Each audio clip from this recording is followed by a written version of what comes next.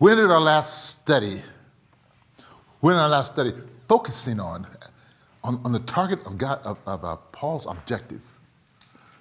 See, for some reason, we looked at the story of Galatians. I said, what was Paul's objective? Who was he targeting to? I know who he was writing to. He was writing to the God-fearers in that Galatia community. But there's something that stirred him underneath that prompted that letter to be written. And that piece is what we talked about during our last study, as we were dealing with the actions of these people that I call influencers. I love that terminology. I think it's something that Lancaster has quoted as well. But see, in our ecclesiastical terminology, I used to hear the word all the time. They use the word Judaizers. These people that were coming in that was weighing on these people's minds, bringing them, they would say, the legal aspect of their conversion, of their salvation.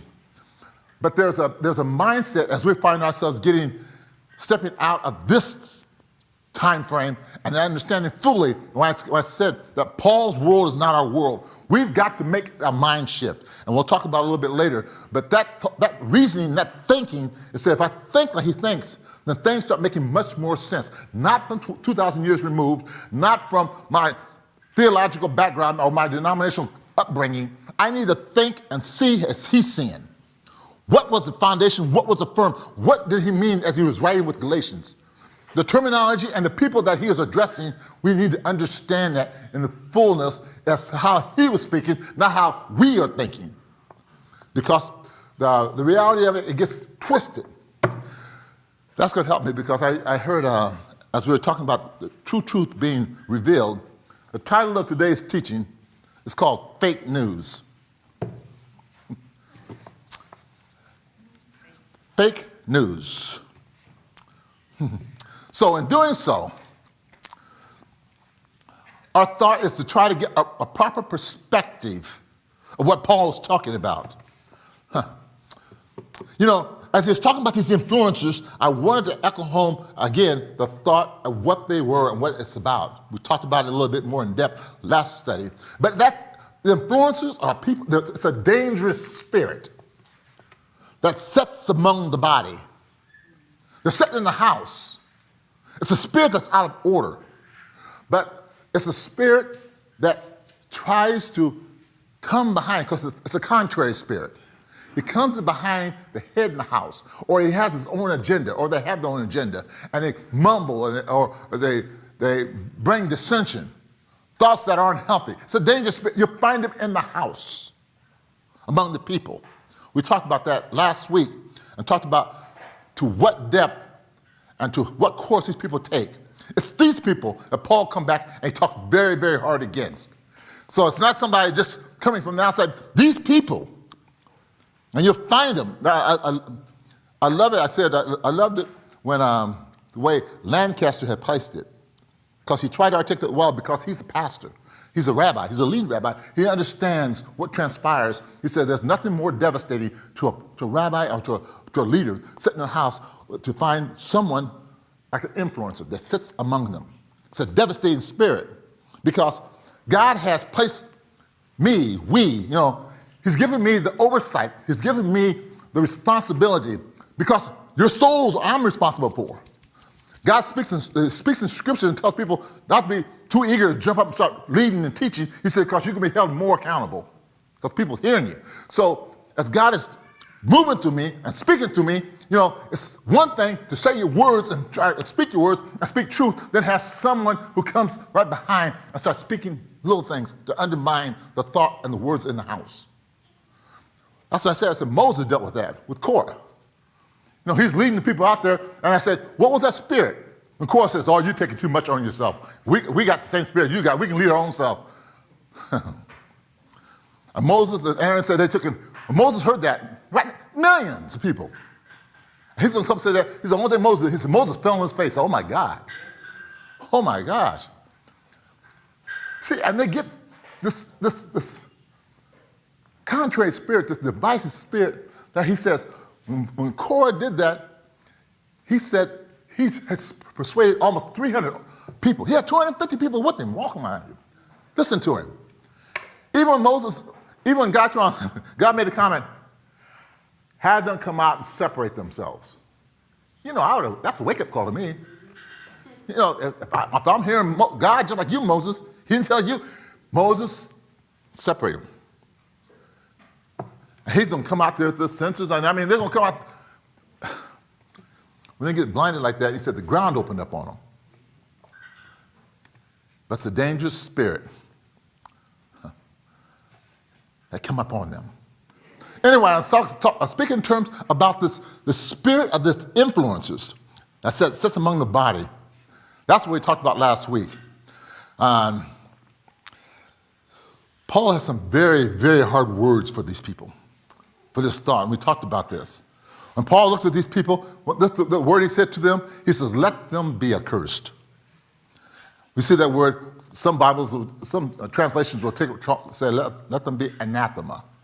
But the whole thought was talking about, Paul's thought was thinking he was so angry, so disrupted about what was taking place.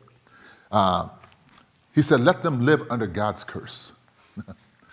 That's almost like when Paul's in that city. You remember that woman had that little demon in her and was following him around? And he's talking, and she said, these are the men that's going to teach you the way of God. He said she kept coming out behind him. And Paul got so perturbed at her, he said he just turned around, looked at you and said, you devil, you, come out and don't you speak again, leave her. And left her. But he says he put up with it for a bit, and then he just cursed it. He cursed these people, this type of spirit. Why? Why would he do this such? Because he was held responsible. He's the one that was going to Galatia. He was the one that's starting all these ecclesias, all these churches and things. He's putting the people on the right path so they can see the redemptive act of what God was doing. He was laboring in the field, doing all that God has chosen him to do. He's been handpicked to come into that area. And now these people, the spirit of anything, has the audacity to come behind to try to undo what God is doing. Not only was he angry about the fact of them doing what they're doing, he says, all the labor that I've put into them, I'm praying, I'm sweating, I'm interceding. But what tops everything off is this is God's will, and you're putting your hands on God's throne. He said, that was like the spirit of a Malachite. He said, you're coming behind, undoing God's work. So he condemned them with the hardest words he could. But turn with me to Galatians 1. I think we're in verse 11. We need to take a peek at that. Because then what happens is things start making sense when you start seeing what they're doing, how they're doing it. Because again, as you go through this and you try to read through it and try to see it in our today's language, you've got to understand what he's dealing with and what he means by his particular words. See, look at verse 10. Verse 9 speaks in terms of talking about him telling them, I will say it again. If anyone announces any gospel contrary to what you received, let him live under God's curse. Then you jump down to verse 10, it says this. Now, does that sound as if I'm trying to win human approval? Now, what's that got to do with it? Why did he say that then? Does that sound like I'm trying to winning approval? I'm reading this from the Complete Jewish Bible version. He says, no. He said, I want God's approval. So evidently what's going on, he said, these people, one of the tactics in order to undermine what he's saying, what they were telling the people was that Paul is just trying to be a people pleaser. See, not only is he wrong, but what they're saying is, see, what he's telling you, he's just trying to win your approval. He's giving you an easy gospel. He's giving you an easy way to come into relationship. He says he's trying to win your approval, giving you an easy way in that don't require full conversion. See, because if you look at it, in the Torah, it does say that. Paul's trying to do something that's contrary. And that's what Paul's listening to. If they're telling them he's trying to please you, that's how Paul trying to say, let them be anathema, let them be cursed. Then he comes right behind it and says, now, does that sound like I'm trying to please somebody? He says, my goal is trying to please God. He says, if I wanted to try to please people, he says, if I was a people person, then I would not be a servant of God. I can't serve God. I mean, pleasing you guys. Because I'm speaking the truth, just as it comes. So then he goes on down and lets them understand he's seeking God's approval. What he's telling them, he says, I can't be a people pleaser and please God. So you can't aim at both. I got to aim at one. Either I'm going to aim at this target or I'm going to aim at that target, but I can't shoot them both. And my target is for God. Yeshua said it well when John says, you can't serve two masters. You have to choose one and choose the other. And that's what Paul's reiterating. He's trying to let them know what I'm doing is that I'm aiming for heaven. He said, because then it comes at the bottom, that's when he makes that comment by saying, if I was still doing that, if I was trying to be a people pleaser, he said, then I could not serve God.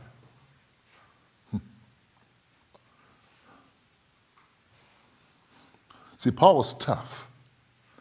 And we'll talk a little bit more about his attitude further, because he gives up what he's standing and what he's about. You know, when they talk about Paul, they said that he wasn't very big. He wasn't very tall. They said he was a kind of I picture him like a David. You know, he might have been kind of, they say he wasn't really a burly man's man. You know, it's kind of like when I said I first met Miles. And that really surprised me. Miles Monroe, powerful man. He rocked my world. I mean, he can take you into the minds of God, and how he spoke with very much authority. He knew, who he was and who God was. First time I seen him, he come walking up the stage. I watched him on TBN, and on TBN, cameras can enlarge things. When he come walking out, first time I see him, he comes walking out up in Minneapolis at this church that we was visiting. Drove up to see him, just that. And when he walked out, he was barely bigger than the podium. He walked out like this. I'm sitting I got front row seats. I'm trying to see him. And I see him when he came out of the curtain, and he came out like that.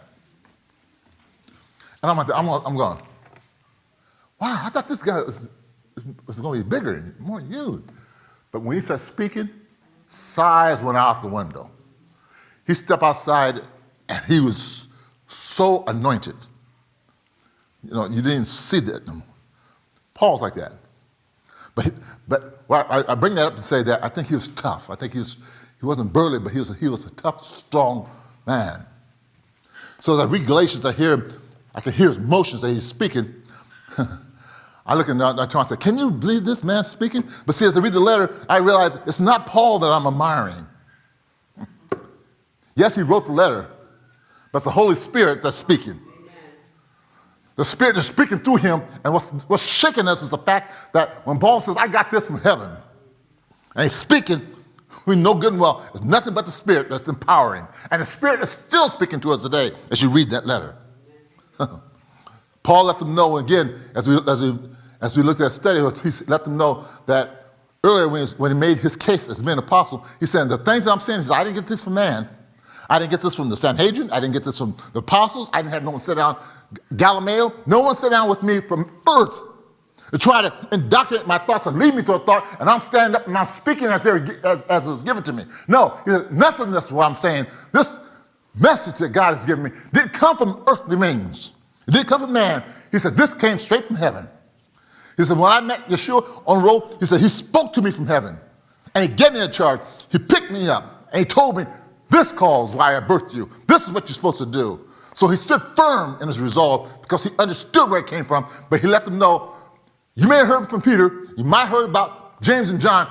Yes, they were taught from the master, but what came to me and how he's talking to me about this new understanding came straight from heaven. Came directly from heaven.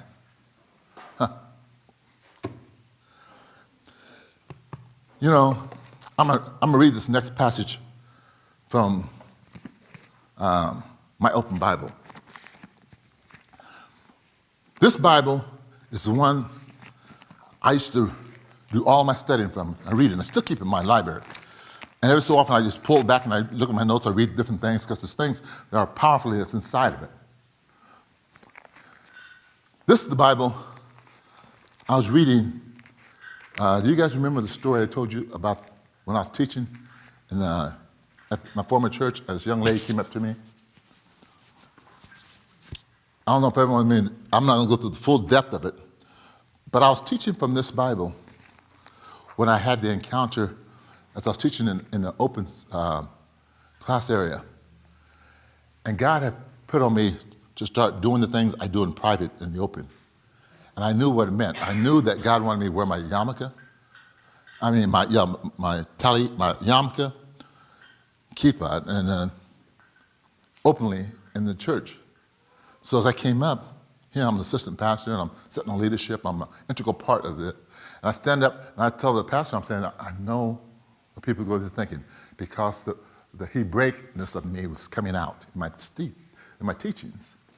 And they understood my strong position with Israel and with the Hebraic text and stuff. So now I'm walking in, I'm wearing my yarmulke, and I'm saying, they're going to be looking at me saying, oh, now he's going to take him back on, he's trying to take us back under the law. And what's he doing now? And all this, I could feel it. When I came in, I felt the eyes all on me.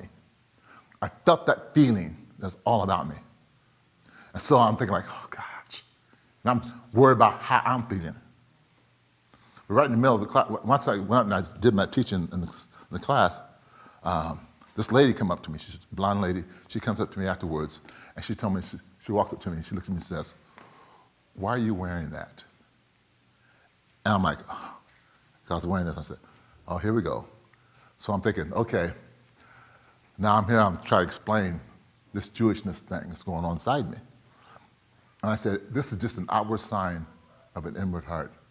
I said, I have a strong love for God's people and for his word. And God told me to wear this.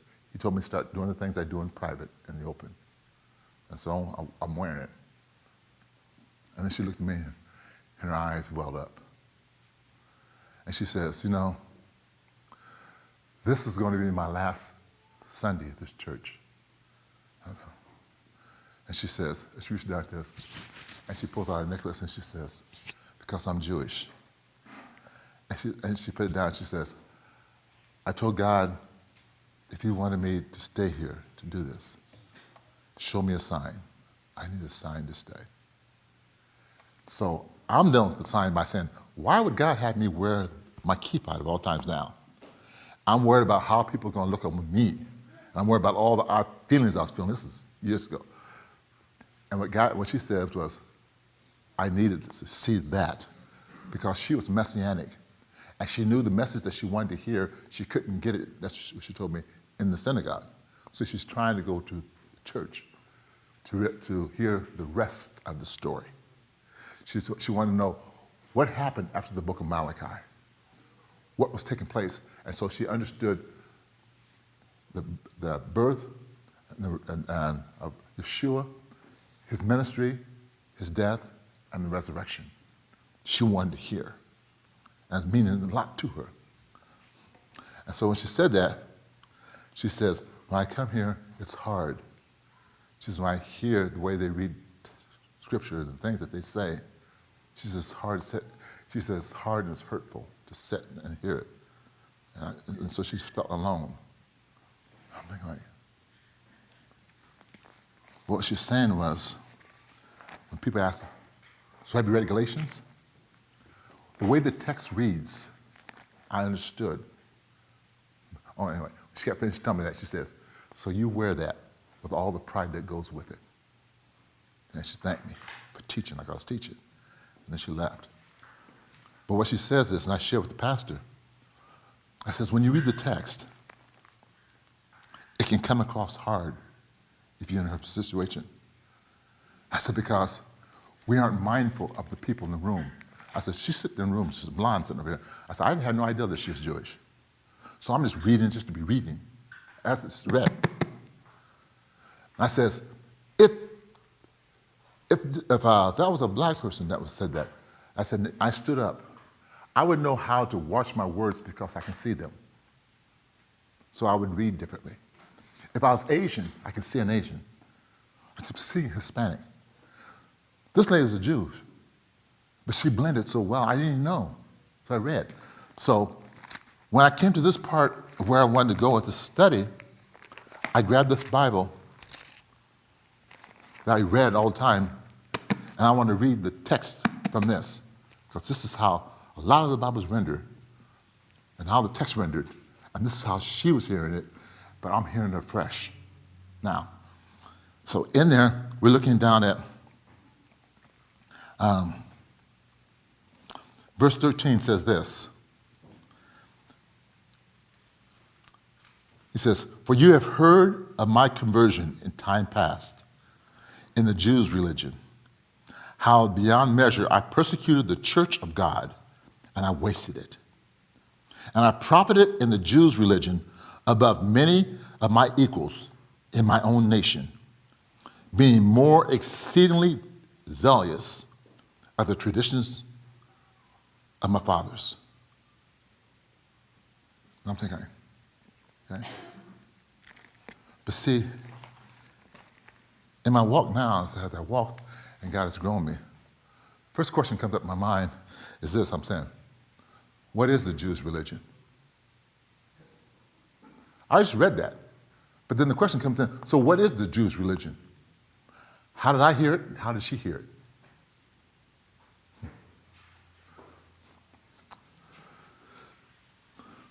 I had to try to, this term, this Jewish religion, can become a term that's very divisive in the body. If I'm sitting in the house, and this is where I got in a big dialogue with a young man who come out of seminary, and he's trying to tell me how I'm thinking and what is taking place between a Jewish thought and a church thought. I made that comment earlier when I talked about, I was letting know, this is just ecclesia, and it's not saying church like you see it's church. It's not a separate building. It's a gathering of believers. Anyway, we got in a big discussion about that. So when I read that, it says, what is the Jewish religion? Then it made me think. That's where the title of the lesson comes in. I said, how many of you heard of the term called fake news? It's a recent phenomenon of this thing, but it's spreading like wildfire because this terminology and this thought that's invading our society right now is based upon this. Now, I want to respond to this question I put forth, but I need to define it, and I want to put it in its framework. I think that works. The question came up and says, what is fake news?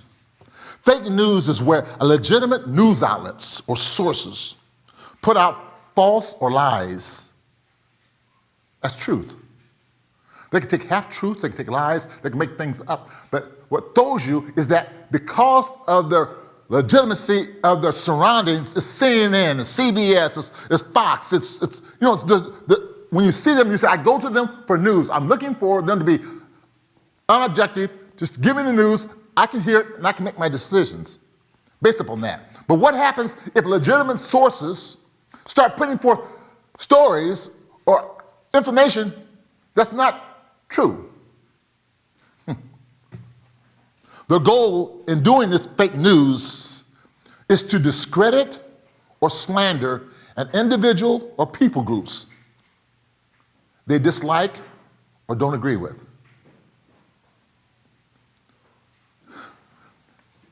There's a hidden agenda behind what they're doing. We hear it as coming across as fake news, but what they're doing is they have a goal, is to discredit someone or slander someone, an individual or a people group. Why? Because they don't like them or they don't agree with them. So then we will sway the public, we will sway the masses with information that's not really true, but sounds true. It's an evil of the worst kind, because what it's doing, it just spreads lies.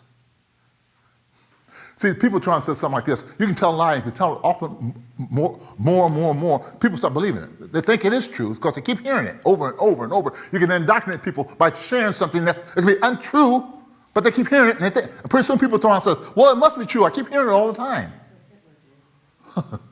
What does that swear? That's what Hitler did. Yeah, just put something out there. It's a lie, and people started believing it. Yeah. She said that's what Hitler did. She said he put lies out there, and he said it enough to get people to believe it. And he knew it. There's an agenda behind it. That's the danger of fake news. Now, I'm going to ask this question again. What is the Jews' religion?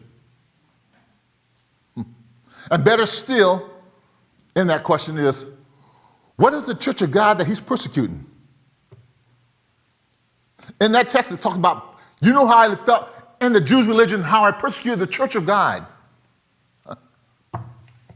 My question comes in and says, okay, then what is that? What is the Jewish religion? And if Paul's thinking this way, what is the church of God that he is persecuting? Two legitimate questions that come up in here. Now, before I respond to that question, I need to reiterate a principle. I shared in our previous studies, I'll say it again, I said it earlier. I said, this mind shift we got to do. I said, we can't just read Galatians like it's just another book, because it's not our world. So when Paul's writing, and he was addressing some things, he was addressing it according to his culture and his surroundings. He was coming at something, and he was speaking to a people that understood exactly what he was saying. So if I come in, and I'm looking at Galatians, and I come in with my mind right now, and I'm trying to read the text and trying to say, okay, Dale, that makes sense, and I'm saying, see, that's why it's easier said than done. Because those two questions I just threw out hinge on what we just got through.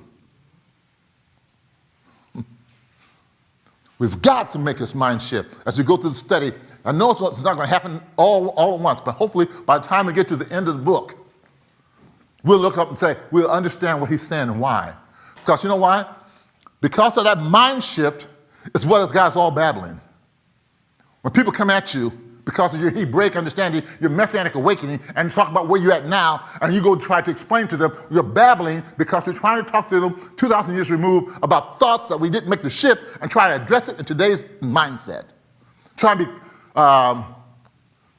what do you call it, politically correct or culturally acceptable. I don't want people to think I'm strange, so I'll avoid what I'm going to say because they'll think I'm strange. I can't really define it. This is the goal of Galatians, to get us to the point where we can try and say, let's say, have you read Galatians? No, have you read Galatians? Do you understand what he was saying? Or are you just perpetrating some falsehoods and some thoughts built off of things that don't even exist? You got walls built around it because you really haven't read it. Yes, I've read it, and I understood what he was saying. We need to sit down and talk about this because you need to come up to speed because what you're thinking about is not what you're saying. Because if you understood like I'm saying, you'd be going to service just like I am. You hook up with me and you'd be in the shofar. If you read Galatians. That's the goal. That's the thought. That's why I said we got to shift our mind so that we can be equipped and we can discuss it healthily. Not run from it, talk about it. Again, in order for me to respond, I'm going to take you back with a couple of questions. Again, in Paul's day, how many sources of worship options did they have? Ooh. 2. Remember that. That's exactly right. There's only 2. When I brought this up, remember one time I said, I counted over 300 churches just in the greater metropolitan area. Back when Paul was moving, 2 options. And you're correct. The 2 options was either the Roman temple where you worship Caesar and all the pantheon of gods that they had inside. That was your choice.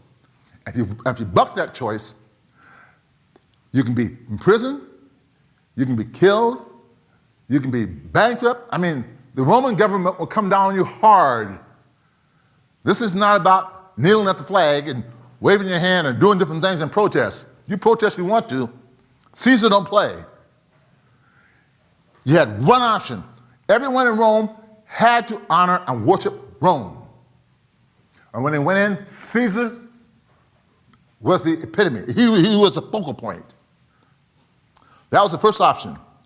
The second option was the synagogue. Because Rome legitimized the Jewish worship, Judaism. He allowed them to have their synagogues and worship there. If they did that, then they didn't have to go into the temple to do it. Because he said you're going to worship something. He gave the Jews the right to worship in their expression. So, again, that question came up and says, what is the Jews' religion and what is the church Paul's dealing with? And I'm saying, I got to stop and think. Shake my head and say, what's it saying? How many options did they have? They only had two. And then the question comes up, how many people groups belong to the synagogue? 3. Oh, you guys are banging up. 3. Who were these people groups? We discussed them last 2 lessons. 1, the brethren. Who were the brethren? Jews by birth. That's exactly right. These are Paul's fellow countrymen. Amen. The second was the sons of Abraham. These are proselytes. So if the proselytes, are they Gentiles anymore? Or No, they converted. Yes. okay. And then the third group of people was the God-fearers. And who were they? Us. That's exactly right. They were us. They were doing everything in the synagogue, just like the born Jew. They were honoring the Moads. They were keeping Shabbat. You know, they were tithing.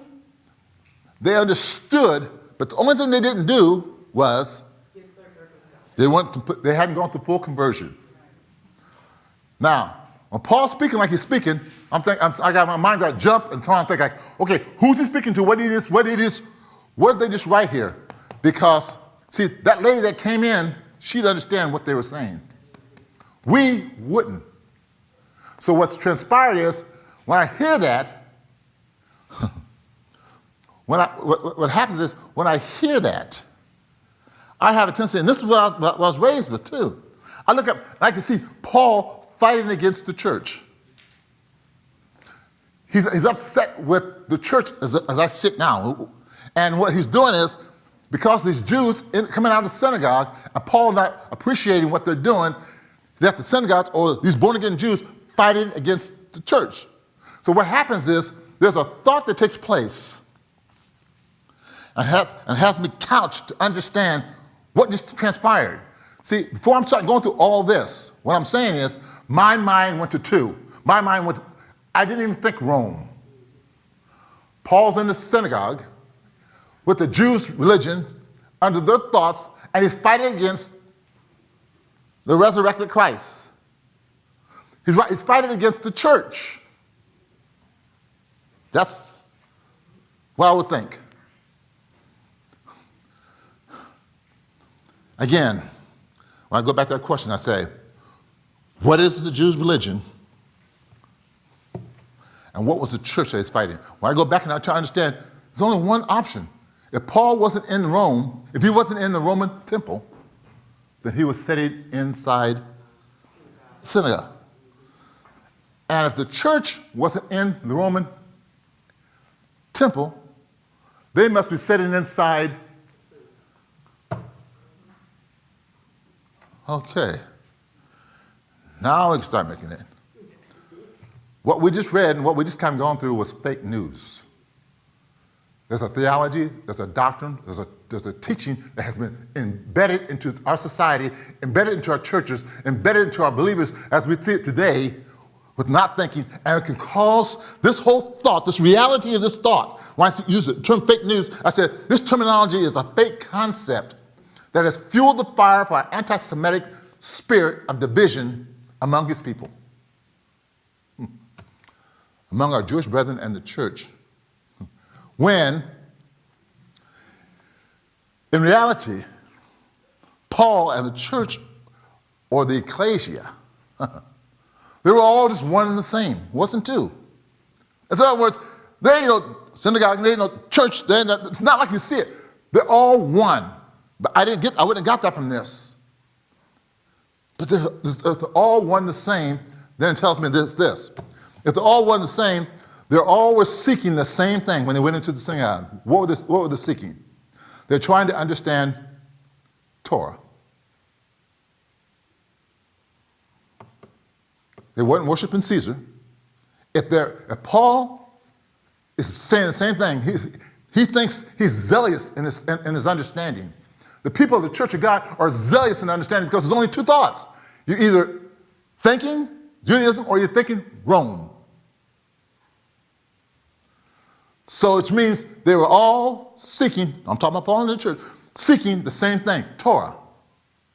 If they're seeking the same thing and they're in the same house, then what are they worshiping? They're seeking there to worship the same thing. They're in the house not to worship Caesar, but to worship Yahweh, God. See, we can find a thought that has been infiltrated into our society, and I can see that they're sitting under their legal laws, and we're sitting over here freedom. We got grace, they got freedom. And we're thinking our thoughts are split. But we stop and get a hold of it until I say, wait, what is Paul talking about? Who's he talking about? Obviously, neither the Church of God, neither the Church of God nor Paul, I want to say, are sitting in Rome in a Roman pagan building. They're in the same place. And if they're in the same place, there's only one set of scrolls coming out. They all were studying the same thing. The law of Moses. They're looking at Torah. And they're worshiping God. Again, if they weren't in the Roman temple, where were they at? They're all in the synagogue. So now I'm going to go back and revisit that little term that he said. Paul says, you know, what did he say? How zealous I was in the Jewish religion. Judaism, this is what he's speaking about. And he's talking to these people. So if I'm outside Galatians, you already had me stuck with a divisive spirit. But now we're coming back to understand. And the only thing that divided them in the house from the three people groups was one thing. Circumcision. Whether you were or whether you're not. That was it. They can go into a full conversion. And that's what they're warring with Paul inside, is because they're thinking like he's perpetrating something to the Gentiles, these people coming in, these God-fearers, and he's advocating that they stay like they are. And that's where a lot of the thoughts were coming in. That was the only difference. Question. And Paul spoken to them. What were their traditions? What were the traditions of the fathers?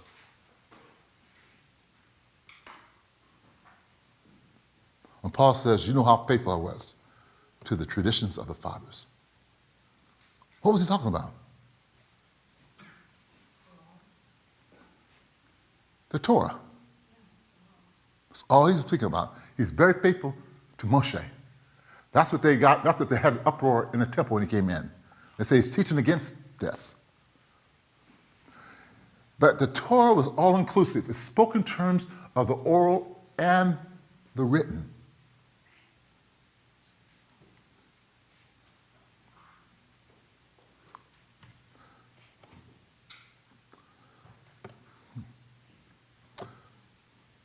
What was oral?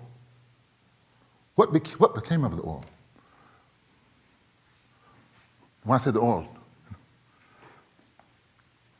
oral consisted not only when they expounded on the written, but the teachers, the rabbis, the scholars, the people would have commentary about that.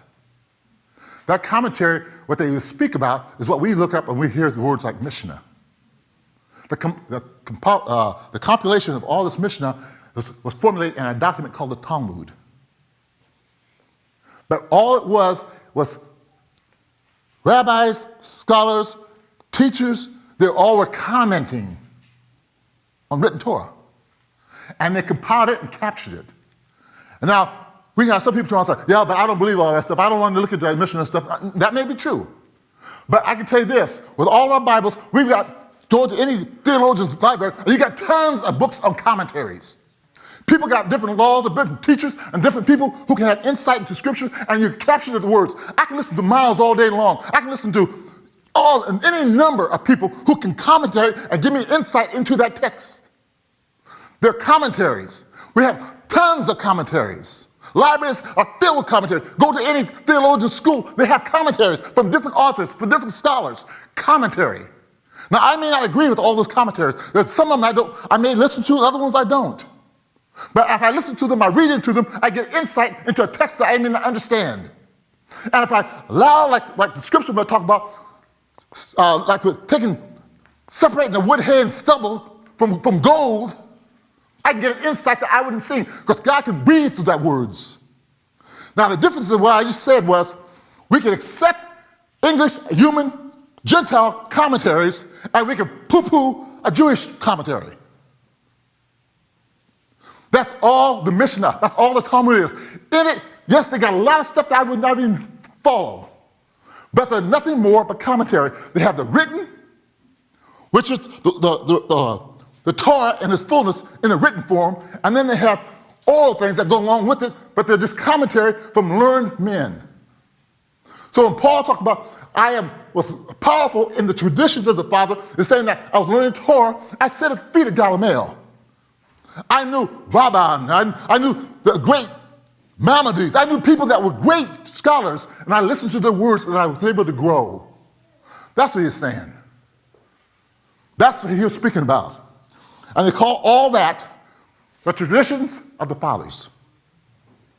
That's how come they thought Paul was going contrary against all that. And if he went contrary to that, then what doctrine was he going to talk about? Rome? Was he going to talk about Caesar? If he didn't go into Moses' law, if he didn't understand what the Torah was saying, what other commentary would he be speaking about? Only thing, in that day and time, before all of our Sunday school books and all of our different denominational thoughts, two, during this day and time, when Paul, which you understand, was Pharisee of Pharisee, Jew of Jew, he understood. When he went into that, he said, I was zealous. He's just as passionate as I can be when God called me into this walk of shofar.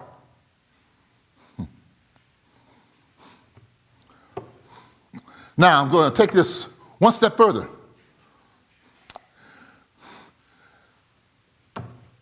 Do you know, did the disciples, the 12 disciples, hold true to the traditions that Paul's speaking about?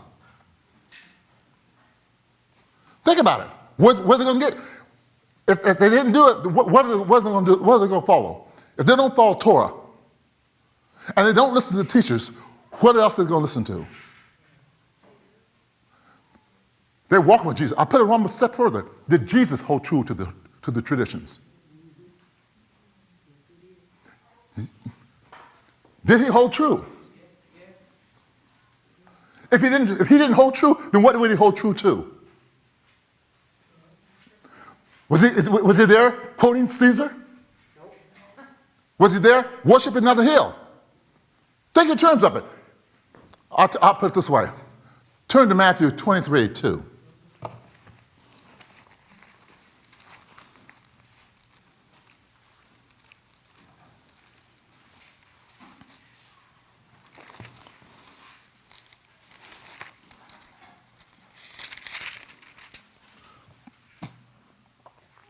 Now his disciples are coming to him, and Yeshua is responding to his disciples.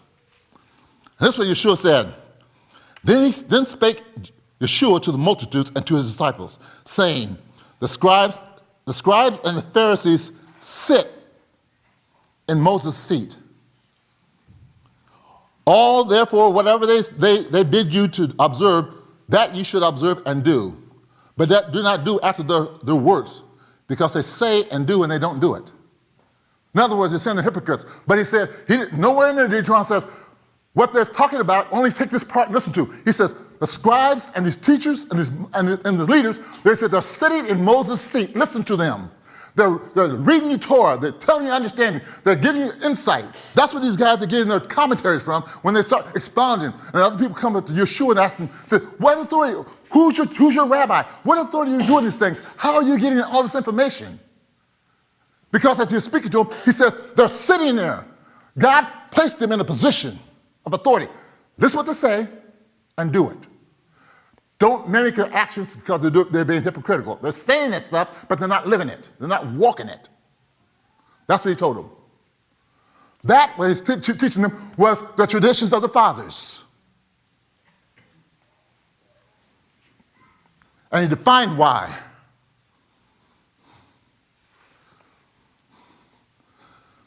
I got another question. Paul said, when he was adamant about where he stood, Paul said he received his charge directly from heaven. He said, God spoke to me. Yeshua spoke to me from the throne. After the cross, he spoke to me in his glory. What I'm doing, how I'm doing it, in alliance with this whole understanding with bringing in these Gentiles. He said, I didn't get it from men. No one didn't try to teach me this. I got it from heaven. That's what he said. So then, my words come in, and I think about that and say, wow. Because God says nothing new under heaven.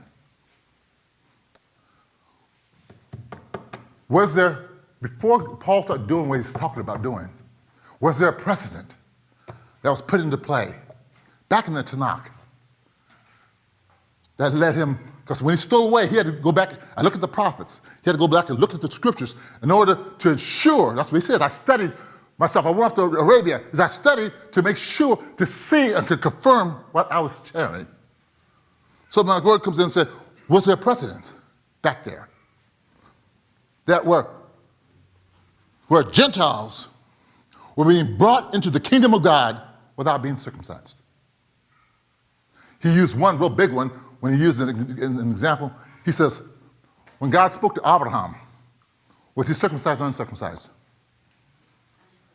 He said when God called him in and called him righteous. That's an obvious one.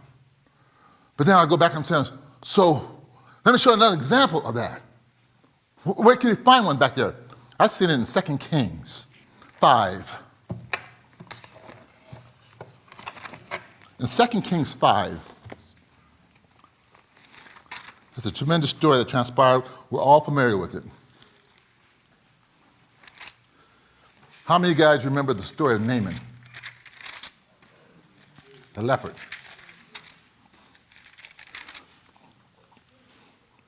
Naaman the leopard, who had come to Elisha to be healed. He was a pagan king, he was a pagan general from a different country. And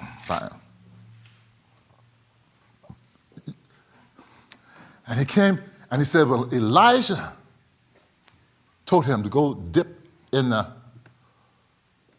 Jordan. He was angry at first, couldn't understand it. He's mad about it, saying, I wish we got cleaner water back home. But then, in obedience to what was stated, his soldiers told him, he says, if he told you something hard, you'd do it. What's so hard about that? Just do it. And he did. So, in 5, he did just that. And he's healed. And this is what he says. This is what it says as he picks up in verse 14 to 19. So he went down and immersed himself 7 times in the Jordan, as the man of God had said to him to do. And his skin was restored and became like the skin of a child, and he became clean. Then, with his whole contingency, he returned to the man of God and went and stood before him and said, well, I've learned that there is no God in all the earth except in Israel. Therefore, please accept a present from your servant. But Elijah answered and said, as Adonai lives, before whom I stand, I will not accept it. And despite his urging to him to take it, he refused. So Naaman said this, if you won't take it, then please let your servant be given as much earth. Let me take this country with me.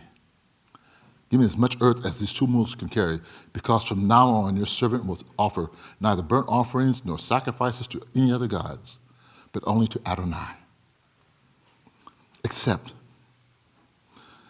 this, and may Adonai forgive your servant for it. When my master goes into the temple of Rimmon to worship, just like in Rome, he says the same thing. We've all got to worship him.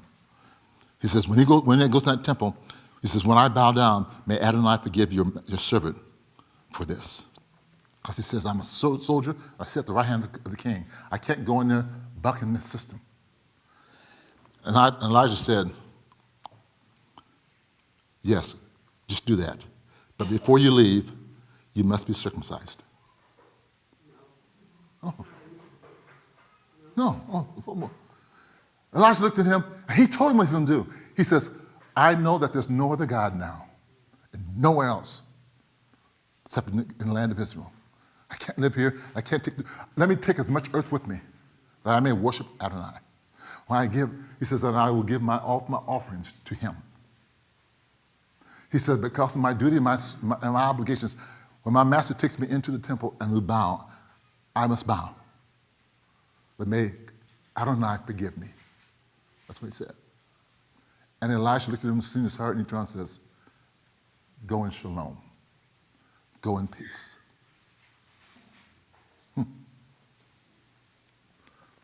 Atron says, what transpired there? This man, heart changed. He says, I know there's no other God. Kind of puts in mind of when Rahab came out of Jericho and says, I know that your God is the God of heaven and the God of earth. There's no other.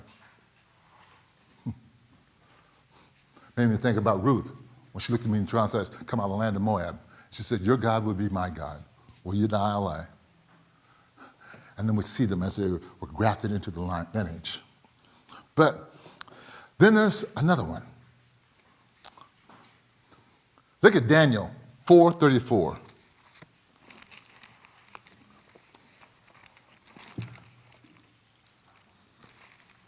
In the book of Daniel.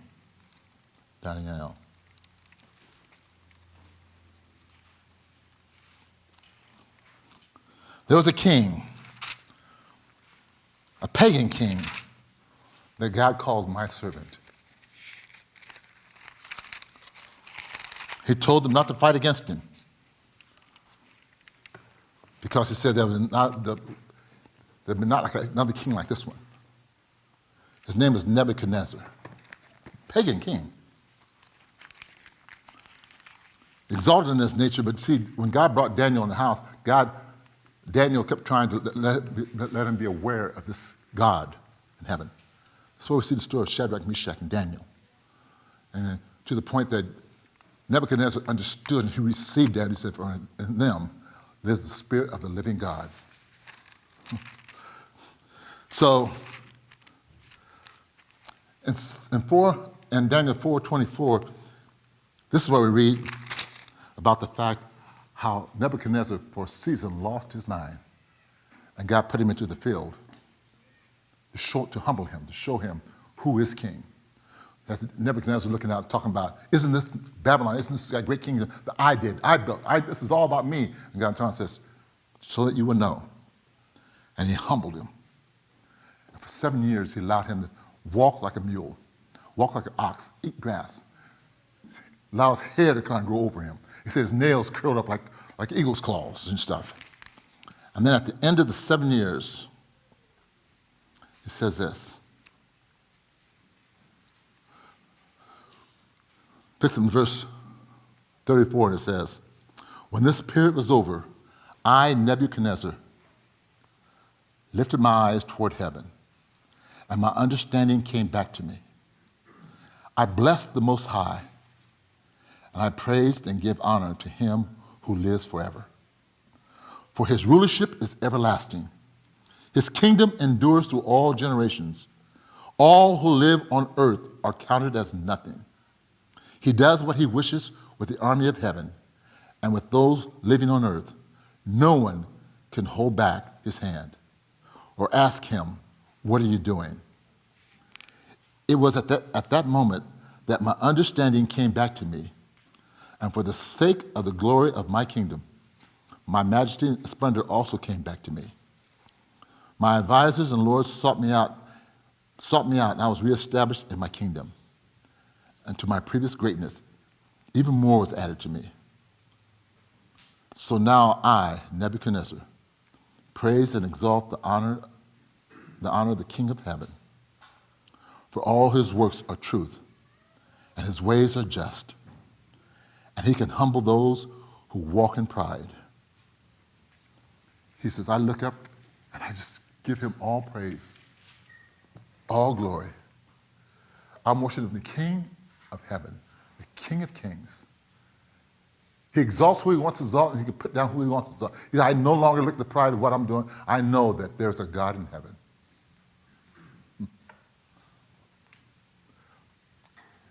What I just read and what I just talked about, you know what happened? Both those two individuals I just spoke about became God-fearers. They acknowledged the majesty of who God was. They submitted to his throne, and they reverenced and they feared him. In that terminology, as he read the testimony of the lives, he said they had become God-fearers. Nothing more said. What do you mean by that? I say about all that I just said. I said there was a precedence that was set in place. What God was doing now in Galatia, what God was doing in this season, in the fullness of time, it became a reality. And God had reached out and chosen his appointed servant to start bringing this into the world, into to the light to the Gentiles. Paul says, and we'll talk about his letter, Paul says, I was set aside for this purpose, to go in and bring understanding and reasoning. And what God did, and what God had told me. I love this part when he says, the pattern had already been set. God already made way for the going to come in. But there was a system that was set in place up at that point that was firm. That was what those that were born Jew were doing. They were setting in a system that was defined by Torah. They was following it until a new phase opened up to the light, to the going. When Yeshua woke up, he said, there's more of this world that I got to bring in. See, we look back and try and see patterns of it set in place. Only thing Paul had to do at this point was walk it out. Now Paul went in to the city of Galatia, to the country of Galatia. And throughout that whole known world where he was migrating, telling them the rest of the story. And by his wondrous grace, we're part of it, integral part of it. Amen? Amen.